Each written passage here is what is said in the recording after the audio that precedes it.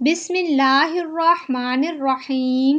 حضرت ابن عباس رضی اللہ تعالی عنہ سے روایت ہے کہ رسول اللہ صلی اللہ علیہ وسلم نے جانوروں کو آپس میں لڑانے سے منع فرمایا ہے۔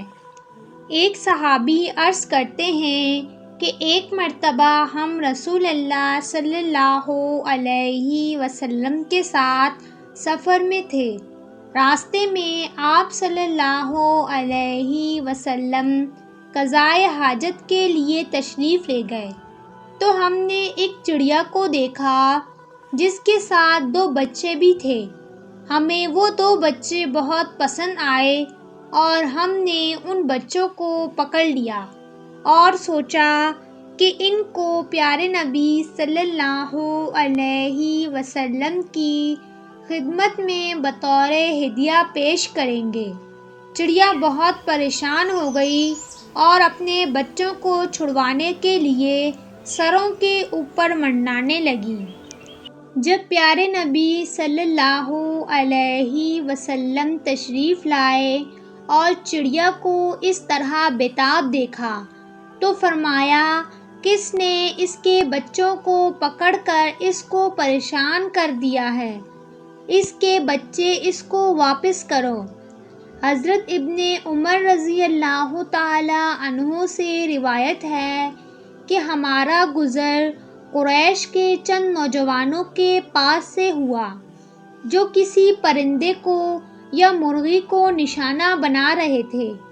حضرت ابن عمر رضی اللہ تعالی عنہ نے ان کو دیکھا تو فرمایا، پیارے نبی صلی اللہ علیہ وسلم نے اس شخص پہ لعنت فرمائی جو کسی جاندار چیز کو باندھ کر اس کا نشانہ لگائے۔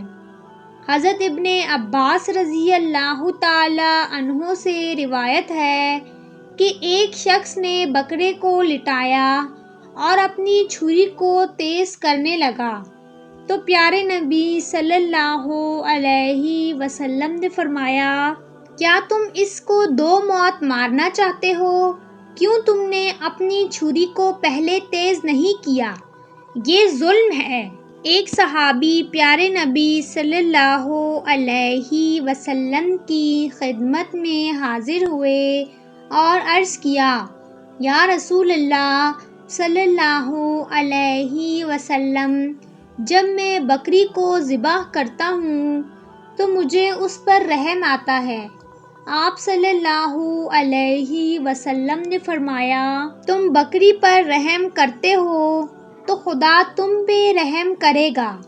پیارے نبی صلی اللہ علیہ وسلم نے جانوروں کے ساتھ نرمی اور اچھے سلوک کی تلقین کی ہے۔ امید ہے کہ آپ کو یہ واقعہ پسند آیا ہوگا، تو ہمارے چینل کو سبسکرائب کریں، ویڈیو کو لائک اور شیئر ضرور کریں۔